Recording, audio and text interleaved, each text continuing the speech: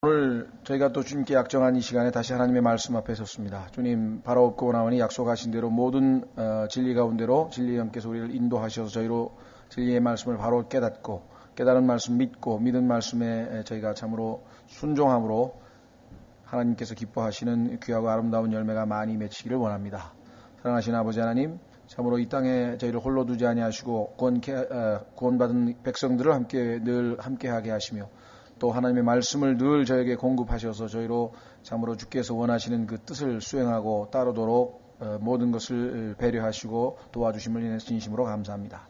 이 시간 다시 하나님의 말씀 앞에 섰습니다. 주님 바로 없고 나오니 이 시간 부족한 자에게 약속하신 대로 지혜와 명철도 하시고 약속하신 대로 능하게 하셔서 이 말씀의 사역이 온전히 성취되도록 주님의 영으로 충만케 하셔서 이 사역을 온전히 이루시고 아버지께서 영광과 기쁨을 얻으시고 우리 모두에게 큰 축복과 유익이 되도록 역사해 주시기를 간절히 간구합니다. 주님, 굳은 날씨에도 여러 형제자매님들 참으로 찾아오셨고 또 오고 계신 분들 지켜주시고 무엇보다도 이런저런 사정으로 인해서 참석지 못한 모든 지체들을 주님께서 온전히 지켜 보호해 주시기를 시간 주 앞에 간절히 간구드립니다. 이 시간을 주님 손에 의탁드리옵고 모든 말씀을 우리 주 예수 그리스도 이름으로 기도하옵나이다. 아멘. 예, 오늘 저희는 고린도전서 3장 16절에 와 있습니다. 고린도전서 3장 16절. 말씀드린 것처럼 이 고린도 교회는 어떻게 보면 신약 성경에 나오는 가장 어떻게 보면 골치 아프다랄까요? 문제가 많은 교회였다고 말씀을 드렸었고 이 교회 안에 일어났던 모든 문제들을 하나님께서 기록된 형태로 우리에게 이렇게 남겨주셔서 이 고린도 전서 내용을 보면서 우리가 현재 우리 교회 안에서 일어나고 있는 문제들 또 앞으로 일어날 수 있는 문제들에 대해서 충분히 대처할 수 있고 또 바로잡을 수 있다. 이 고린도 전서에 대해서 우리는 이미 개요 시간에도 말씀드렸습니다만은 핵심적인 것은 고린도 교회 사람들의 마음이 주님으로부터 멀어져서 어떤 그 자기를 내세우는 즉 자아로 가득 찬 그런 모습을 보인 것으로 말미암아 그 다음에 나머지 모든 구체적인 문제들이 다 발생되었다. 그래서 원래 고린도 교회에서 사람들이 와서 바울에게 교회에 이러이러한 문제가 있는데 이러한 문제에 대해서 올바른 답변을 좀 해달라 이렇게 했을 때 실제적인 문제는 고린도 전서 7장서부터 나온다 그랬어요. 너희가 우리에게 질문한 것에 대해서 나에게 질문한 것에 대해서 지금부터 답변하겠다. 사실은 그렇게 나온다 그랬죠. 실제적으로 7장에 보면 그런 얘기가 나오죠. 7장 1절을 한번 보십시오. 고린도전서 7장 1절부터가 사실은 고린도 교회들이 질문한 사항에 대한 답변입니다. 고린도전서 1장 7절, 7장 1절 이제 너희가 내게 쓴 것들에 관하여 말하건대 자 내게 쓴 것들 질문을 많이 했어요. 거기에 보면은 결혼, 이혼, 재혼에 대한 문제가 여기 나오고 그 다음에 우상숭배에 들여졌던 고기를 먹는 문제가 나오고 그 다음에 또 주의 만찬에 관한 문제 그 다음에 여자들이 머리를 기르느냐 짧게 하느냐 깎는 문제 남자들이 머리를 길이 어디까지 길러야 되는지 그런 문제 또 은사에 대한 문제, 그 다음에 또 방언에 대한 문제, 또 부활에 관한 문제 이렇게 해서 그들이 질문한 내용들에 대한 답변은 사실 7장서부터인데 그렇다면 왜 1장서부터 6장까지를 바울은 기록했을 것인가? 그것은 뭔고 하니 7장서부터 나온 것들은 일종의 열매입니다. 결과물이에요.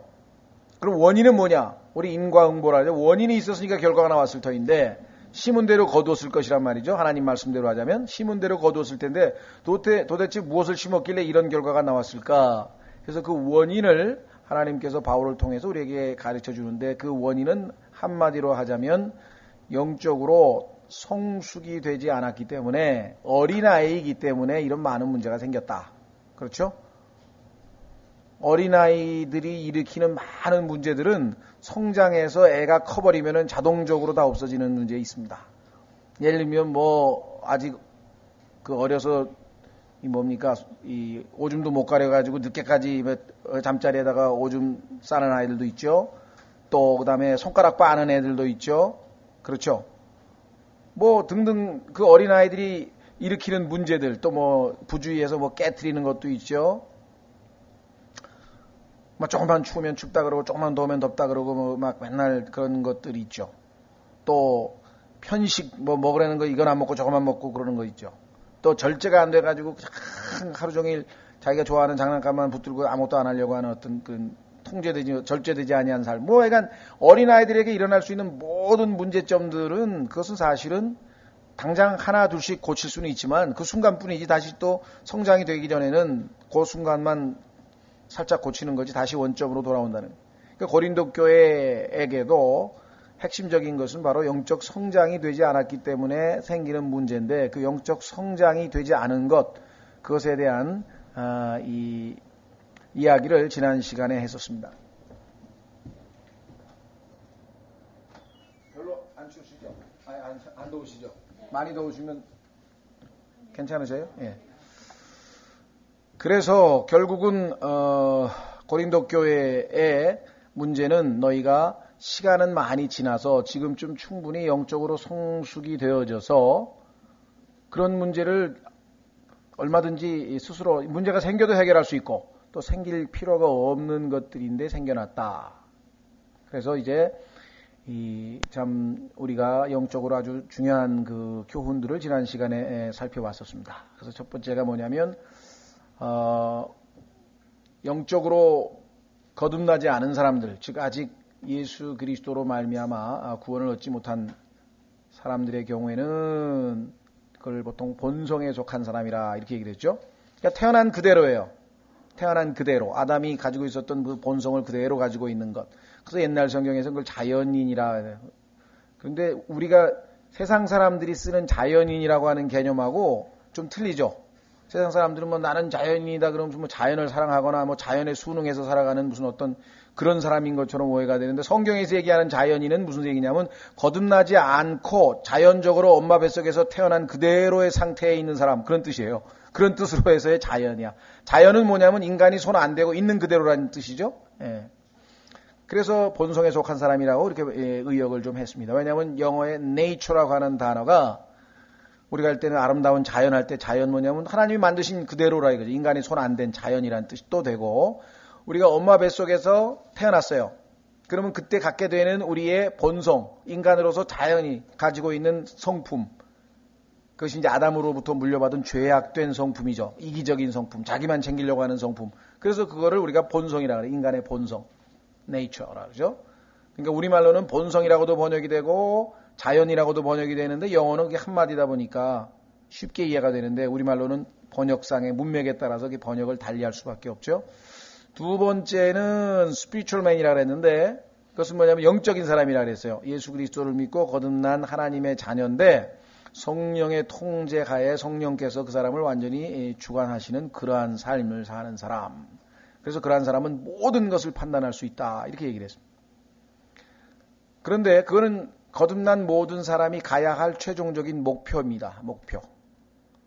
그런데 고린도 사람들의 경우에는 자, 본성에 속한 사람은 아니에요. 왜? 거듭났기 때문에 하나님의 자녀가 됐기 때문에 하나님의 본성이 성경에 보니까 또 하나 들어와 있어요.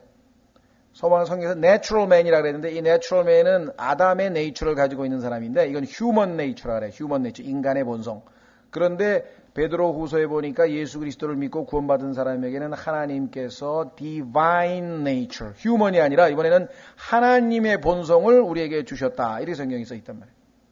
그렇죠? 예, 그러니까 이 사람은 본성에 속한 사람은 아니야. 하나님의 생명이 좀 들어와 있기 때문에 문제는 그 하나님이 주신 성품을 자기가 충분히 발휘하도록 하나님께 자기 자신을 내어 맡기지 아니하고 하나님이 주신 성품이 있는데도 불구하고 실제적으로는 아담의 성품대로 살아가는, 그래서 영적으로 어린 육신적인 사람, 아직 성장하지 않은 사람, 이런 표현을 했었습니다. 그래서 그것이 바로 지난번에 고린도전서 3장에서 쭉 설명을 했고 그 육신적인 사람들의 특성에 대해서 설명을 했어요. 그것은 뭐냐? 아주 중요하죠. 세 가지입니다. 내가 아직도 이런 성향이 있다. 그럼 나 아직 육신적인 사람이구나. 첫 번째는 3장 3절의 시기, 두 번째 다툼, 세 번째 분열. 시기라고 하는 것은 여러분도 아시다시피 다른 사람이 잘 될 때 소위 말하면 사촌이 땅을 사면 뭐 배가 아프다는 것처럼 그렇죠? 자, 가만히 있어봐. 내가 구원 받았는데 그렇죠? 구원 받은 다음에 내가 교회에서 간증도 하고 그랬는데 요즘 보니까 날 별로 간증 안 시키고 또 다른 사람 간증 막 시킨단 말이야. 그럼 기분이 별로 안 좋대. 그 다음에 막 열심히 전도해가지고 막 야, 이 사람 전도 많이 한다고 자기가 한동안 좀 전도왕으로 이 칭찬을 받았는데 어느 날 보니까 나는 거들떠도 안 보고 막 다른 사람이 이제 막 간증도 하고 전도 많이 했다고 막 그런데. 영적인 사람은 어떻게 돼요? 영적인 사람은 그 형제도 예수 그리스도의 몸된 지체고 결국은 누가 다 이익을 보는 거예요. 예수 그리스도께서 몸 전체에게 유익이 되는 거야. 그렇기 때문에 오히려 기뻐하는 거죠. 그런데 영적으로 어린 사람은 이제 그게 아니야. 시기의 대상이 된다 이게. 질투의 대상이 되고. 뿐만 아니라 다툼. 왜 예를 들면 말이죠. 교회에서 이런 거는 이렇게 해야 되는데 왜 이렇게 하냐고 그러고 저런 건 왜 저렇게 해야 되냐고 그러고 예를 들면 그런 다툼서부터 시작해가지고 정말 요즘 세상에 어느 세상인데 도대체 설교를 30분 이상 하는 거야 도대체 이런 그죠? 옛날엔 2시간씩 한데도 불평 한마디도 안 했는데 요즘은 저도 조금씩 길어져서 40분 하다가 이제 50분쯤 하는 것 같아요 요즘에는. 그래가지고 저도 구살이 많이 드는데 뭐 자꾸만 길어지냐고 사람들 지금 좋은 거 못 보냐고 지금 뭐 어디서 사인임하고 오고 그러는데 어쨌거나 보통 교회에서는 한 30분에서 40분 정도 하나 봐요. 30분, 40분. 네, 뭐 더 짧게 하는 분들도 있지만 하여간 그러나 짧게 하든 길게 하든 그게 무슨 사용이에요. 어떤 사람은 짧게 재밌게 핵심을 찌르는 사람도 있고 또 어떤 사람은 이렇게 좀 만연체로 설명을 많이 하다 길어질 수도 있고 하나님께서 이런 반찬도 주고 저런 반찬도 주고 다 골고루 먹으면은 다 좋은 거 아니에요. 다 내 거잖아요. 다 내 거. 그죠? 이렇게 생각을 못 하는 게 이거는 불평불만이 있는 거야. 항상 다툼이 있는 거야. 교회 오면은 뭔가 자기가 한 지체로서 뭔가 기여해서 전체를 바라보는 게 아니라 항상 자기가 중심에 놓여 있어야 되고 항상 자기가 인정받아야 되고 항상 자기가 그래서 성경에서 그런 사람들을 교회 안에서 으뜸되고자 하는 자라 요한 3서에 보니까 그런 사람이 교회에 있으면 힘드니까 유의해 보라고 그렇게 얘기해요. 그러나 어린아이가 어린아이다운 거는 이상할 게 하나도 없어요. 구원받은 지 1년밖에 안 됐다. 당연히 어린아이죠. 2년밖에 안 됐다. 어린아이. 그러니까 3년, 4년, 5년 됐는데 아직도 전혀 성장이 안 되게 뭐가 이제 문제가 있기 시작하는 건데 그래도 5년, 어떤 사람은 10년이 됐는데도 여전히 어린아이일 때. 그래서 지금 그 문제를 지적하고 있는 거예요. 너는 지금 벌써 어린아이가 아니라 영적으로 성장해서 내가 고기를 먹일 정도로 맛있는 음식을 중저로 하나님의 말씀 중에서 정말 딱딱한 음식을 줘야 될 상황이 됐어야 하는데 실제로 보니까 너는 아직도 젖을 먹어야 될 상태니까 이렇게 얘기하면서 그 증거가 뭐냐 그랬더니 거기 왔는데 아마 이제 고린도 교회는 여러 사도들도 이제 이렇게 방문도 하고 또 복음도 전하고 그랬는데 딱 보니까 저 사람 설교 내 마음에 딱 든다. 근데 저 사람은 싫어. 싫고 좋고가 있는 거예요. 자기 기호에 따라 움직이는 거예요. 그래서 누가 뭐 뛰어나다 그러고 누구는 아니라 그러고 이렇게 됐어요. 그래서 지금 누구 파 막 하니까 바울이 너무나 기가 막혀서 바울도 아볼로도 게바도 다 누구냐? 그 하나님의 일꾼들이라 이거야. 하나님이 쓰시는 거고. 그래서 너희는 하나님의 농장이고 우리는 예를 들면 너희가 이제 뭡니까? 농장에서 농사 식물을 키우는데 만약에 아볼로가 심었다. 그러면은 바울은 물을 주고 또 한 사람은 뭡니까?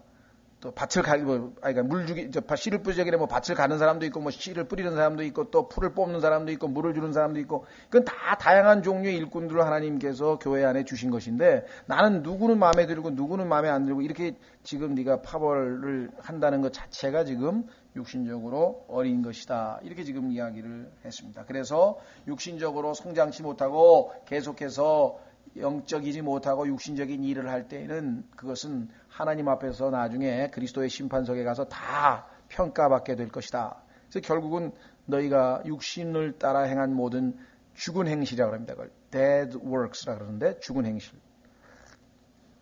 그래서 밥 존 시니어라고 하는 유명한 그 사역자 한 분은 얘기하기를 많은 그리스도인들이 시체의 심부름꾼을 하다가 인생을 끝낸다 이게요.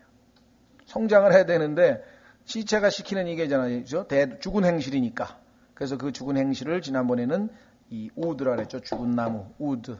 그 다음에 죽은 풀, 헤이. 그죠? 그 다음에 죽은 곡식, 밀 딱 수확하고 나머지 위뚱 남아있는 거, 스터블이라 그랬는데 그런 것들로 평가받게 되고 그렇지 아니하고 살아계신 하나님께서 우리 안에서 역사하셔서 정말 영적으로 맺게 되는 열매 그런 것은 금과 은과 보석으로 하나님께서 평가하셔서 결국은 최종적인 하나님의 보상이 있게 되는 그런 일종의 시상식이 있을 것이다. 그렇기 때문에 너희도 주의하라. 이렇게 얘기를 한 것이 지난번 3장 15절까지의 말씀이었습니다. 사실은 어제 17절까지 마저 했어야 되는데 17절까지가 같은 주제고 18절부터 이제 주제가 바뀝니다. 조금. 자, 그래서 그때 15절 보시면 이제 어떤 사람이 일이 불타면 그는 보상의 손실을 당하리라. 그러나 그 자신은 구원을 받되 불에 의해 받는 것 같이 받으리라. 자, 그러니까 성경에 보니까 고린도 교회처럼 육신적인 사람들도 구원은 절대로 잃어버리지 않는구나. 여기 보면 그렇게 확실하게 나와 있죠. 구원의 영원한 보장은 너무나 확실한 교리다. 자, 문제는 주님을 만나게 될 미래에 있어서의 심판에 있어서 헛수고한 것, 자기가 수고한 것이 다 잘못하면 다 타버려서 아무것도 남지 않게 될 위험이 있다는 것, 육신적으로 성장치 않고 있으면. 네, 두 번째, 여기 보시면 살아있는 동안에도 성령님에 의해서 심판이 가해질 수 있다. 어떤 심판인가 보십시오. 16절, 너희가 하나님의 성전인 것과 하나님의 영께서 너희 안에 거하시는 줄 너희가 알지 못하느냐. 일반적으로 이 구절을 우리는 개개인, 인디비주얼, 내가 하나님의 성전이다 이렇게 얘기하시는 분들이 있는데 그 말은 물론 틀린 말은 아닙니다. 그렇죠? 예를 들면 건물이 있으면 건물의 현관도 건물의 일부고 건물의 방도 건물의 일부고 건물의 지붕도 건물의 일부고 그러니까 그걸 건물이라고 해도 잘못된 건 하나도 없지만 여기서 얘기할 때 복수로 돼 있어요. 개개인이 하나의 성전이란 말도 틀린 말은 아니지만 여기서 지금 초점을 맞추고 있는 것은 고린도 교회에 모여있는 사람들 전체 너희야 너희 안에 지금 성령께서 계신다. 우리 안에 개개인의 성령께서 계시지만 모여있는 가운데 성령께서 계시는 성전이다. 그런데 그 성전을 더럽히게 되면 어떻게 되는 것인가? 여기 나와 있어요. 16절 너희가 하나님의 성전인 것과 너가 아니고 너희라고 되어 있습니다. 여러 사람 여기서 지금 지역교회와 관련된 말씀을 하시는 거죠. 하나님께서 죄송합니다. 하나님의 영께서 너희 안에 거하시는 줄을 너희가 알지 못하느냐. 어떤 사람이 하나님의 성전을 더럽히면 하나님께서 그를 멸하시리니. 아마 우리가 우리말로 번역을 하면 한계가 있죠. 멸한다 그러니까 가만히 있어봐. 15절에 틀림없이 구원 받는다고 했는데 구원은 안 잃어버린다 그랬는데 조금 있다가 보니까 멸한다 그러니까 우리 생각에는 이 구원을 다시 잃어버린다는 뜻인가 이렇게 오해하시는 분이 있는데 그렇진 않습니다. destroy라고 하는 것은 그저 파괴시키는 거예요. 그러니까 우리가 이제 육체적으로 죽음을 맞이한다는 그런 의미에서 멸한다는 뜻이고 요한복음 3장 16절에서 말씀하시는 것처럼 독생자 예수 그리스도를 믿을 때 멸망치 아니하고 영원한 생명을 얻는다고 할 때 그때 멸망은 이제 perish라고 하는 말인데 이건 혼의 멸망으로 지옥에 가서 멸망당하는 걸 얘기할 때 그렇게 씁니다. 여기서 지금 destroy라는 우리가 육체적으로 잘못하면 죽을 수가 있다. 그래서 때로는 이 하나님의 성전을 더럽히는 사람, 지역 교회에 죄를 예를 들면은 지역 교회에다가 어떤 사람이 죄를 지어서 교회 전체가 다 같이 더러워지는 거잖아요. 그렇게 될 때 그 문제를 하나님께서 문제 삼으시겠다 이런 뜻이겠죠. 자, 그래서 어떤 사람이 하나님의 성전을 더럽히면 하나님께서 그를 멸하시리니 하나님의 성전은 거룩하며 너희가 곧 그 성전이니라. 실제적으로 아나니아와 삽비라라고 하는 사람이 초대교회 당시에 성령님께 거짓말을 했죠. 그래서 일벌백계로 그때는 다스렸죠. 그렇죠. 즉사했는데 부부가 함께 그냥 한날에 같이 갔어요. 그런데 요즘에 하나님께서 뭐 그와 같은 일을 하시는 것 같진 않아요. 내버려 두는 것 같아요. 어떤 의미에서 내버려 두는 것도 하나님의 큰 심판이죠. 차라리 잘못했을 때 바로바로 매를 때려주면은 빨리 고치면은 좋은데 하나님께서 여러 번에 걸쳐서 자꾸 반복해서 이 경고를 하고 또 말씀을 주셔서 어떤 징계를 하셨는데도 불구하고 말을 안 들을 때 그냥 내버려 두면은 그건 사실은 어떤 의미, 또 다른 의미에서의 심판이나 마찬가지. 그런 의미에서는. 자, 그래서 여기 보시면은 우리는 이 고린도 교회에서 영적으로 아주 육신적인 그러한 상태에 있는 사람들에게 하나님께서 미래에도 심판이 있을 것이고 그리스도의 심판석, 현재 이 땅에서의 삶에 있어서도 계속해서 성전을 더럽히게 되면 거기에 대한 심판이 있게 될 것이다. 이렇게 지금 말씀을 했습니다. 실제적으로 이 구약 성경을 읽어보시면은 하나님의 성전을 더럽혔던 사람, 구약 시대에도 거기에 대해서는 하나님께서 반드시 심판이 있었던 것을 구약 성경을 아마 읽어보시면 잘 아실 것이고, 특히 예수 그리스도께서도 요한복음이나 마태복음의 사역을 처음에 시작할 때에 성전을 기도의 집이라고 하나님이 말씀하셨는데 그 더럽혔던 자들을 하나님 예수님께서 채찍으로 쫓아내신 것, 또 성전을 사역을 마무리할 때에도 한번 그 두 번에 걸쳐서 예수님께서 성전에서 그 성전을 더럽힌 자들에 대한 심판을 성경에서 우리가 볼 수가 있죠. 그렇죠? 예, 오늘날에 우리는 이제 우리 살아있는 모든 그리스도인들의 모임, 이것을 지금 성전이라고 했고, 이 지역 교회가 어떤 한 사람의 죄로 말미암아 더럽혀질 때에는 하나님께서 그 사람을 멸하신다고 성경에 분명하게 이야기를 했습니다. 자, 그래서 이제 우리는 18절로 넘어갑니다. 18절서부터는 또 다른 하나의 그 육신적인 모습. 앞에서 봤을 때는 육신적인 모습은 소위 말하면 영적으로 어린 자들의 모습이었는데, 요번에 나와 있는 것은 이 사람들의 영적인 그런 또 다른 이 부정적인 모습. 다시 말하면 논쟁을 잘하고 어떻게 뭐랄까요? 비판을 잘하고 다른 사람을 판단을 잘하는 그러한 것에 대한 지적입니다. 자, 그래서 18절에 보시면 아무도 자신을 속이지 말지니 너희 중에 어떤 사람이 이 세상에서 지혜로운 것처럼 보이려거든 어리석은 자가 되라. 그리하여 그가 지혜로운 자가 되리라. 세상 사람들이 보기에 어리석은 것, 예를 들면 토요일날 참 좋은 시간인데 실컷 쉬고 재밌게 놀아야 되는 시간에 멍청하게 예배당 가가지고 성경 공부한다고 앉아있는 거, 이건 세상 사람들이 보기에는 이게 어리석은 거거든요. 그러니까 세상 사람들이 보기에 어리석다고 생각하는 거는 하나님 보시기에 대개 보면 다 지혜로운 거고, 반대로 세상 사람들이 지혜롭다고 하면서 시간 보내는 거는 대개 다 하나님 보시기에는 어리석은 거예요. 정반대로 생각하시면 돼요. 여기 나와 있죠. 스스로를 속이지 말지니 너희 중에 어떤 사람이 이 세상에서 지혜로운 것처럼 보이려거든 어리석은 자가 되라. 그리하여 그가 지혜로운 자가 되리라. 이 세상의 지혜는 하나님께 어리석음이라. 이 세상에서 지혜로운 사람들, 글쎄요, 제일 지혜로웠던 사람이 누구였을까요? 세상에서 말하는 IQ로 따지자면 아마 아인슈타인 같은 사람이 제일 뛰어난 사람이었을 터인데, 얼마나 무지몽매한 거 아니. 마지막 죽는 순간까지도 예수님을 거부했.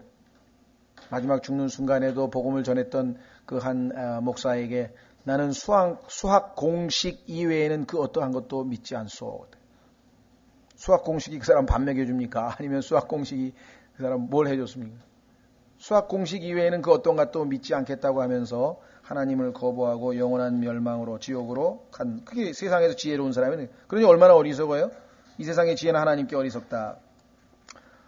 또 한 사람, 똑똑한 사람으로 치자면 이 지그문트 프로이트라고 하는 사람인데요. 뭐 현대인들 중에서 프로이트 모르는 사람은 뭐 없겠죠. 하여간 뭐 어디서 들어봤어도 들어보시고, 소위 말하는 요즘에 얘기하는 정신분석학, 정신과, 하여간 이 사람의 정신과 관련된 이야기나 하여간 이 프로이트가 거의 다 아주 장악하고 있죠. 뭐 거기에 또 뭐 여러 가지 사람들이 나오겠습니다만은, 그래서 이 사람의 그 이론으로 현대의 모든 심리학, 뭐 상담학, 무슨 교육학, 그러니까 뭐 온갖 것들이 다 여기 굉장히 뭐랄까 똑똑한 사람이죠. 그렇죠? 근데 그 사람은 실제적으로 보면은 자기 하나도 스스로 컨트롤할 줄 모르는 사람이었어요. 그 사람이 턱 수술을 9번이나 했는데 결국은 나중에 이 구강암으로 죽었습니다. 담배를 하도 피워가지고 아주 시가를 독한 걸 계속 피워대가지고 수술하면서 결국은 자기 하나도 스스로 관리할 줄 몰랐는데 다른 사람의 무슨 정신과 관련된 얘기는 그렇게 많이 했는지 참. 하여간 이 지식인들의 그 어리석음에 대해서는 뭐 우리가 더 이상 길게 얘기할 거 없습니다만은 하나님께서는 이렇게 썼다 이게. 19절 보세요. 이 세상의 지혜는 하나님께 어리석음이니라. 기록된 바 그분께서는 지혜로운 자들을 자기 꾀에 빠지게 하시느니라 하였고. 지혜로운 자들 중에 자기 꾀에 빠진 사람들이 뭐 이 세상에도 많겠습니다만은 성경의 예를 들자면은 야곱이라고 하는 사람이. 야곱이라고 하는 사람은 항상 꾀를 써가지고 어떻게든지 하여간 좀 자기 이익을 좀 챙겨보려고 하는 그런 사람이었죠. 결국은 고생을 한 거예요. 왜냐하면 하나님께서 지켜보고 있다가 계속 결국은 자기 자신을 포기하고 하나님께서 원하시는 그러한 사람이 되겠다고 마음을 먹을 때까지 계속해서 하나님께서 그를 단련시키셨죠. 그래서 정말 뭐랄까 사서 고생한 거예요. 그냥 하나님 손에 딱 맡기고 했으면은 빨리 성장하고 덜 고생했을 텐데 이 야곱은 그야말로 사서 고생한 사람의 대표적인 사람이에요. 왜냐하면 하나님께서 가만 안 계셔서 그래요. 여기 나와 있잖아요. 그분께서 지혜로운 자들을 자기 꾀에 빠지게 하시느니라. 자기가 술수를 써가지고 어머니하고 또 콤비를 맞춰가지고요. 어머니하고 또 딱 전략을 세워가지고 하나님의 축복을 가로채려고 하다가 형한테 죽을까봐 도망을 가는데 그 도망가서 또 고생하다가 나름대로는 그렇죠. 나름대로는 자기가 다 성실하게 하려고 했는데 자기보다 한술 더 뜨는 사람을 만났어요. 자기보다 더 꾀를 잘 쓰는 외삼촌을 만나가지고 거기서 그냥 몇 번 속았죠. 동생하고 결혼하고 싶다 그랬는데 약속은 동생하고 결혼시켜준다 그랬는데 나중에 언니 줘가지고 그냥 언니를 먼저 줘가지고서 아침에 깨보니까 아이고 큰일 났 일이 터졌죠. 그러니까 7년 동안 죽어라고 또 일해가지고 드디어 이제 결혼하고 싶은 부인을 얻었죠. 아이고 그랬더니 또 언니하고 동생하고 그냥 서로 싸우는 거야 이제. 남편 하나 두고선 서로 싸워가지고서는 뭐 질투하는 얘기가 또 성경에 쫙 나오잖아요, 그죠? 그 다음에 또 언니가 그냥 자식을 이제 안 되니까 또 뭐 자기 종을 줘가지고 2명도 복잡한데 또 3명 만들고 그랬더니 또 동생이 있다가 나도 내 종을 준다 그래가지고 부인을 4명을 만들어서 그러니까 부인이 1명씩 부인을 더 선물을 해가지고 부인이 4명이 됐잖아요.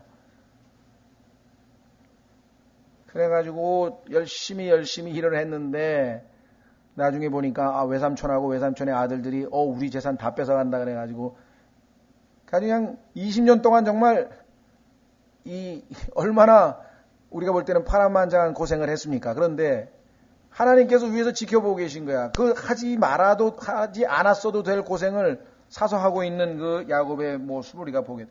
그 지혜로운 자들은 결국 자기 꾀에 빠졌어요. 나중에 라반한테 그냥 다 털렸는데 나중에 잘못하면 라반에게 죽게 생겼는데 그나마 하나님께서 살리셔가지고 살아난 모습을 우리가 야곱에서 우리가 보게 되죠. 라반도 마찬가지. 자기 꾀에 빠진 대표적인 이 세상에서 꾀를 부렸던 지혜롭다고 하는 사람들 중에 한 사람이겠죠. 자, 어쨌거나 20절 또다시 주께서는 지혜로운 자의 생각들을 아시며 그것들이 헛됨을 아시느니라. 이 세상에서 똑똑하다고 하는 사람, 이 세상에서 뭔가 이렇게 아주 출세하고 이런 사람들이 있잖아요. 그렇죠? 그런 사람들이 하나님께서 보시면 어떤 사람이냐? 그 사람들이 머릿속에 생각하고 있는 것이 다 헛된 것들이다. 왜 그렇습니까? 그들이 생각하고 있는 것은 영원에 대한 것이 하나도 없는 거예요. 영원한 것, 보이지 아니하는 것, 이건 그들에게는 안중이 없어. 그저 눈에 보이는 것, 그렇죠? 당장 자기에게 기분을 좋게 해주는 것, 이런 것, 성경에서 얘기하면은 하나님을 사랑하기보다는 쾌락들을 더 사랑하는 자들이라고 성경에 말씀한 그런 사람이에요. 자, 그래서 우리는 이 고린도의 사람들도 자기들이 뭔가 좀 대단한 사람인 것처럼 자꾸만 그런 티를 내면서 봐라 말이야. 아볼로 이 설교라는 것은 서론 결론 본론 결론이 있어야 되는데 아볼로는 정말 이 수사하게 탁 맞게 웅변론에 정말 아주 FM이다. 정말 잘한다. 이렇게 얘기해. 어떤 사람은 그래도 말보다는 행동 아니야. 바울은 비록 말은 좀 어눌하지만 그 바울이 해놓은 걸 봐라. 그냥 밤낮 일하지 정말 잠도 안 자고 저렇게 온 세상을 돌아다니면서 하나님의 일을 한 일꾼이 그 사람이 진짜지. 그것도 이렇게. 그래가지고 자기 나름대로 자기들의 지혜를 따라 누가 더 훌륭한 이런 걸 가지고 지금 시비가 붙었으니 얼마나 지금 어리석은 짓을 하고 있는 거냐. 그래서 지금 얘기하는 거예요. 21절에. 그러므로 아무도 사람들을 자랑하지 말지니 모든 것이 너희 것이니라. 아이 멍청한 사람들아, 바울도 하나님이 너희를 위해서 주신 것이야. 아볼로도 너희를 위해서 주신 사역자야. 게바도 너희를 위해서 주신 사역자야. 그러면 하나님께 다 나를 위해서 주신 것이구나. 그리고 나는 그리스도의 것이고 그리스도의 것은 하나님의 것이니까 결국은 모든 것이 다 하나님의 것이구나. 이러고 감사를 하면 되는 거지. 왜 아볼로하고 바울하고 놓고 비교해놓고 누가 더 이러고만 하고 있느냐. 여기 나와 있다. 21절. 그러므로 아무도 사람들을 자랑하지 말지니 모든 것이 너희 것이니라. 모든 것. 여러분들 얼마나 어리석었냐면요. 이 고린도 교회 사람들이. 이게 예를 들면은 내가 예를 들면은 글쎄 표현이 이거 비유가 맞는지 모르겠습니다. 하여간 그 피자를 한 판 딱 샀다게. 그래가지고 이렇게 쫙 자르잖아요. 자르다 보면은 똑같이 못 자르잖아요. 그죠? 네. 딱 보니까 요게 더 커. 그래서 마음으로 큰 거부터 먹어야지. 큰 거 작은 거 따질 필요가 뭐가 있어. 어차피 내가 다 먹을 건데. 그렇잖아. 이게 다 내 거 아니에요. 그죠? 근데 고린도 교회 사람들 보니까 하나님께서 바울을 시켜서 이렇게 그들을 양육시켜주고 또 아볼로를 통해서는 이렇게 그에게 유익한 것을 제공해주고 또 그 다음에 게바를 통해서는 또 이렇게 그래서 지금 하나님께서 모든 걸 다 주셨는데 그 중에서 이것저것을 지금 비교해가지고 고르는 거예요. 이게 지금 그 일을 하고 있는 거야. 다 내 거잖아요. 내가 어차피 다 먹을 건데 뭐 큰 거 작은 거 여기서 뭘 고르고 있냐. 자, 여러분 읽어보시면 처음에 이게 무슨 소리냐 하는지 잘 어려워요. 자, 그러므로 아무도 사람들을 자랑하지 말지니 모든 것이 너희 것이니라. 바울이나 아볼로나 게바나 세상이나 생명이나 사망이나 형제의 것들이나 장래 것들이나 다 너희 것이요. 이 모든 것을 다 하나님께서 너희를 위해서 다 주신 거다. 그런데 이렇게 되면 안 되죠. 그러니까 바울도 나의 사도고 아볼로도 하나님이 나에게 주신 성경 선생님이고 또 게바도 나의 목사님이시고 이 다 하나님이 나를 위해서 주셨구나. 이렇게 받으면 이 사람 영적인 사람인데 그게 아니고 난 저 사람 싫어. 나는 바울파 할 거야. 난 바울.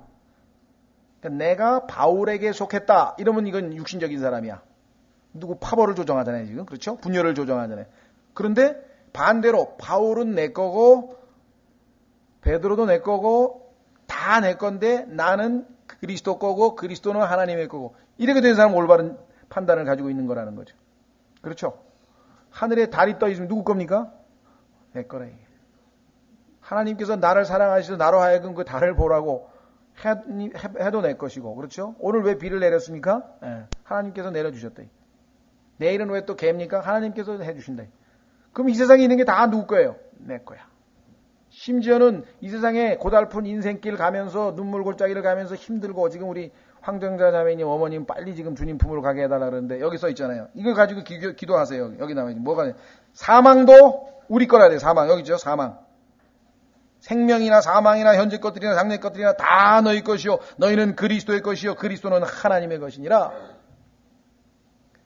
이렇게 되면 경쟁심이나 다툼이나 논쟁이나 할 이유가 하나도 없어요. 그렇잖아요. 저 형제가 다 나와서 기도를 너무너무 잘해. 나도 기도 좀 잘해봤으면 이렇게 안 해. 나는 기도를 잘못하고 성경을 많이 읽는데 예를 들면 그러니까 하나님께서 우리 교회에 나같이 기도 못한 사람이 있으면 안 되니까 기도 잘하는 사람을 주셨구나. 그렇죠? 나는 그냥 음치가 돼가지고 내 노래 들으면 사람들이 괴로운데 저 자매님을 시키다가 하나님께서 찬양을 시키시고 이렇게 해야 다 누구 거예요. 다 내 거란 말이에요. 그렇죠? 자, 그래서 이 고린도 교회 사람들의 그 어리석음에 대해서 하나님께서 지금 지적을 하셨는데요. 자, 고린도서 15장으로 가십시오. 그리스도는 하나님의 것. 이게 실제적으로 언제 이루어지는가 하면요. 천년 왕국이 끝나고 완전히 이제 정말 모든 악한 것들이 다 불못에 던져지고 다 사라져버리는 아마 그때쯤 되면 그리스도께서도 아버지께 모든 것을 맡긴다. 이렇게 기록이 되어 있어요. 그래서 정말 영원의 진정한 시작은 아마 고린도전서 15장 28절 같아요. 한번 확인해 보겠습니다. 고린도전서 15장 28절.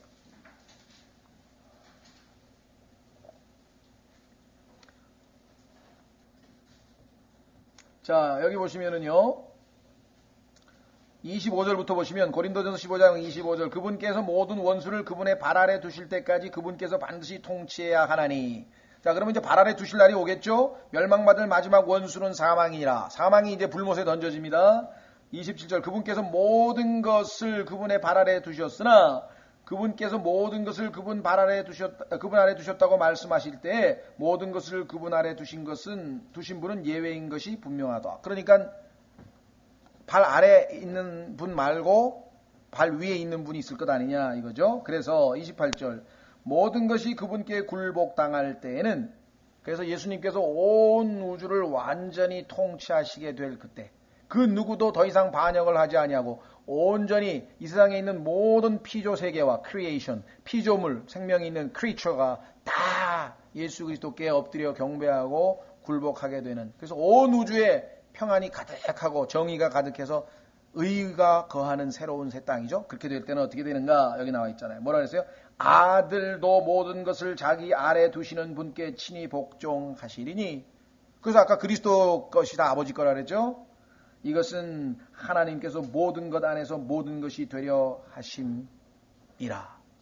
자, 모든 것 안에서 모든 것, all in all. 불교에 있어서 잘못된 점이 하나 있는데 그것은 뭐냐면 지금 이 세상에서 all in all을 찾으려고 그러네요. 모든 것 안에서 모든 것을 찾으려고 하는 것 같은데요. 지금은 안 돼요. 왜냐하면 지금은 이 하나님께서 온 우주를 통치하고 있지만 여전히 반역을 하고 있는 악한 존재들이 이 땅에 있습니다. 그들은 우리와 하나 될 수 없죠. 완전히 모든 것이 다 제거되고 나서야 모두가 하나님하고 다 일치해. 마음도 일치하고 모든 게 다 일치하고 하나 되는 거죠. 그렇죠? 지금은 하나님과 하나 될 수 있는 사람은 뭐예요? 여러분과 저밖에 없어요. 고린도전서 6장 17절 보세요. 고린도전서 6장 17절. 지금은 하나님과 하나 될 수 있는 자들은 누구냐? 예수 그리스도를 믿고 그분과 한 영이 되는 자들 이외에는 하나가 될 수 없어요. all in one이 아니야 지금. 고린도전서 6장 17절에 그러나 주와 결합하는 자는 한 영이니라. 예수 그리스도를 믿고 예수 그리스도의 몸 안에 성령으로 인해서 침례받은 자들은 이제 한 영이 되는 것이죠. 그렇죠?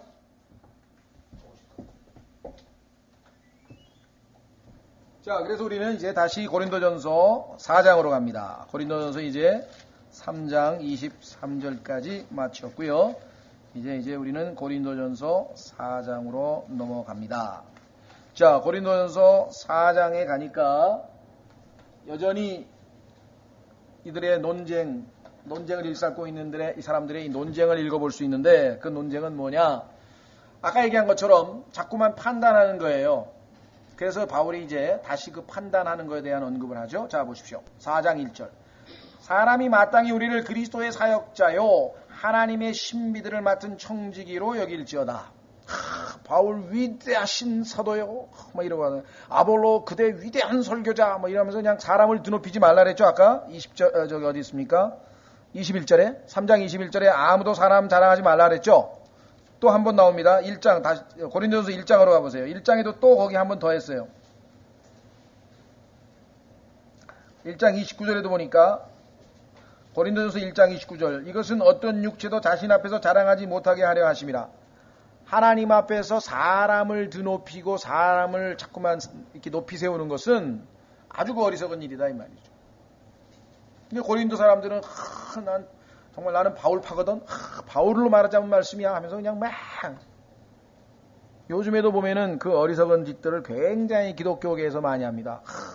이 목사님으로 말씀하시건대 뭐 부흥회를 몇십 차례 인도하시고 막 이 맨 자랑 일색으로 나오는 거예요. 요번에도 보니까 뭐 저 상암 경기장에서 10만 명이 모여가지고 뭐 릭 워렌인가 뭐 해서 뭐 purpose driven church 뭐 해가 뭐 무슨 뭐죠 church인가 뭐 해가지고 뭐 행사를 하고 그래가지고 국동방에서 중계 방송도 하고 저도 좀 들어봤는데요. 뭐 내용 자체가 나쁜 건 없어요. 뭐 영적 부흥을 이루고 회개하고 뭐 어떻게 그런 내용들이에요. 근데 보면 막 뭐 3천만 권의 책을 파시고 뭐 3년 만에 교회를 3,000명을 뭐 만드신 위대하신 막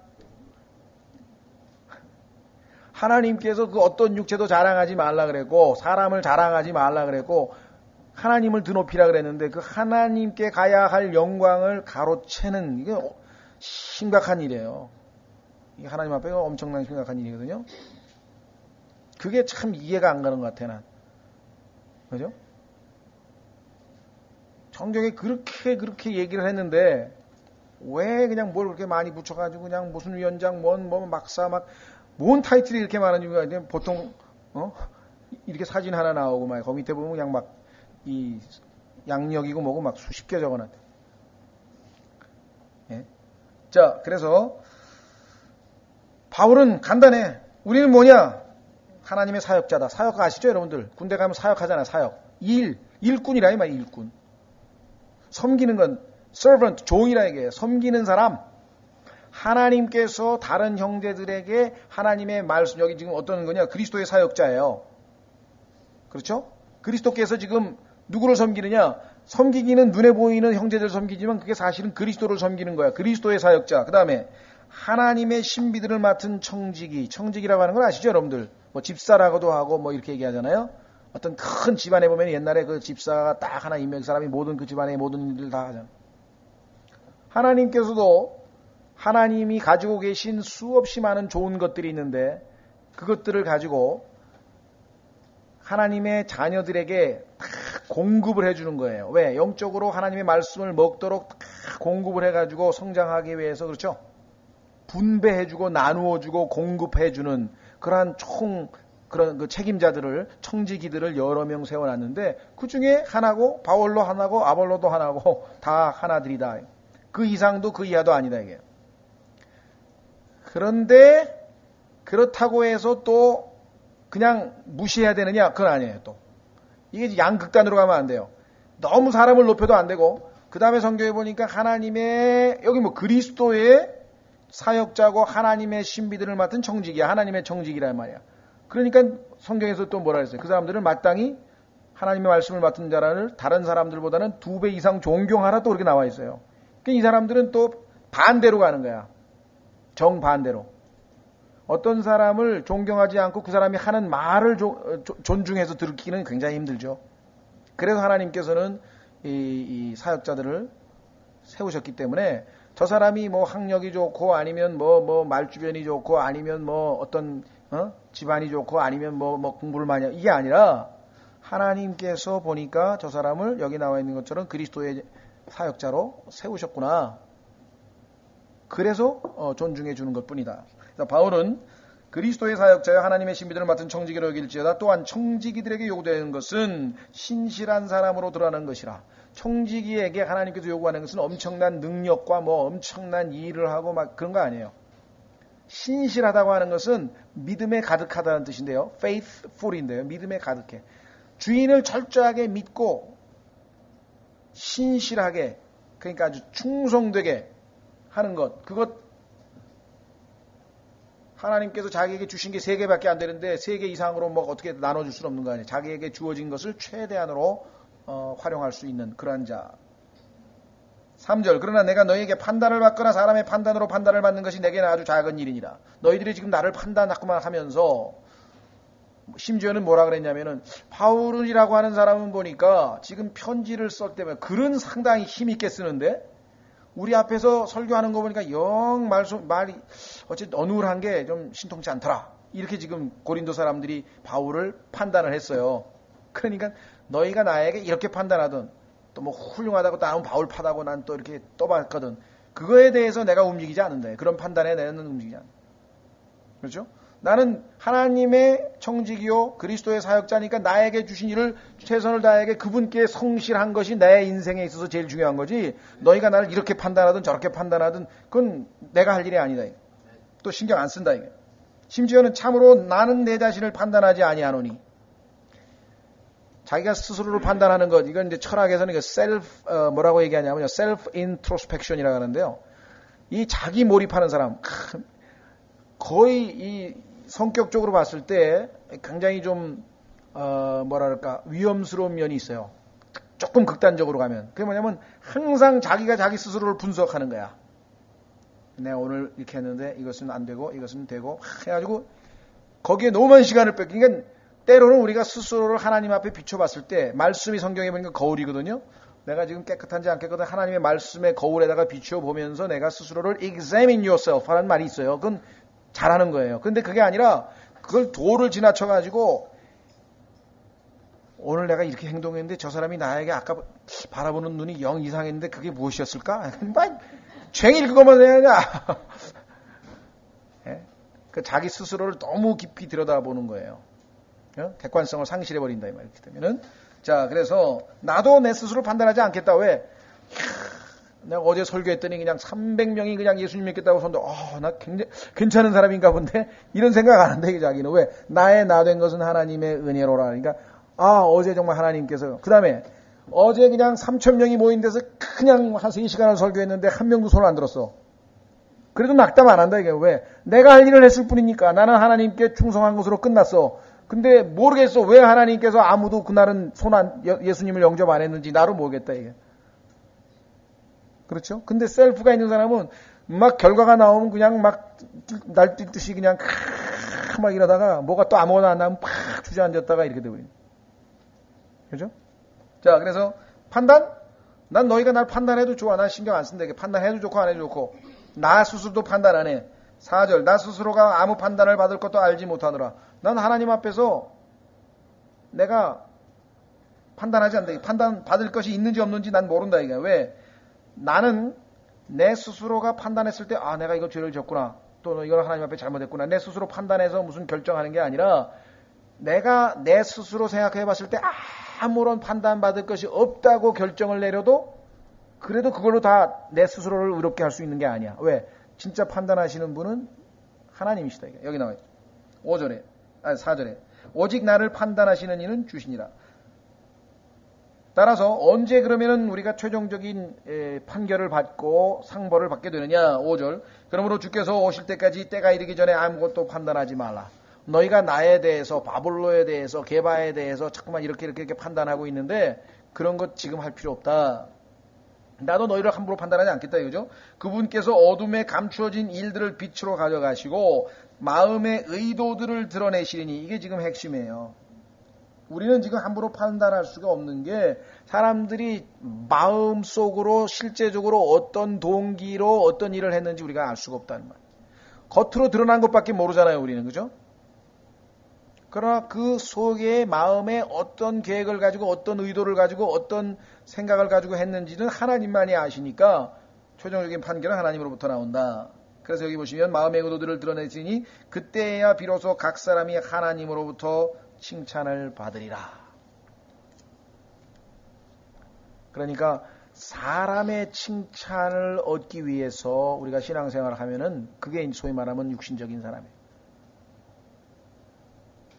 사람을 의식하고 사람의 칭찬을 기대하고 사람에게 인정받기를 바라고 이렇게 이제 이 고린도 교회 사람들처럼 신앙생활하면 육신적인 사람이고 사람들에게 때로는 비방을 받을 수 있고 때로는 오해를 받을 수 있고 때로는 억울한 비판을 당하더라도 그런 판단에 대해서 신경 안 쓰고 또 사람이 막 띄워줘가지고 뭐 훌륭하다고 막 칭찬해도 거기에도 흔들리지 아니하고 오직 하나님을 향해서 그날 내가 한 모든 것들을 하나님께서 평가하실 때 그때 하나님의 칭찬이 여기 나왔잖아요. Praise of God. 하나님의 칭찬. 아주 충성된 종아 잘하였도다. Well done. 그죠? Faithful servant. 할 때 그때 그 마지막 판단이 있기까지 너희가 나를 판단하더라도 나는 신경 쓰지 않겠다. 너희도 그와 같은 판단을 하지 말라. 이렇게 지금 이야기를 했습니다. 자, 그래서 여기서 우리 찾아봐야 될 게 청지기에 관해서 하나 우리가 좀 성경 구절을 찾아가면서 성경에서 말씀하시는 청지기의 개념에 대해서 좀 살펴봤으면 좋겠고요. 그 다음에 두 번째는 하나님의 신비들. 자, 하나님의 신비라고 하는 것은 한마디로 하면은 하나님께서 알려주시고자 하는 것들이죠. 지난번에 나왔었죠. 한번 확인해 보겠습니다. 고린도전서 2장.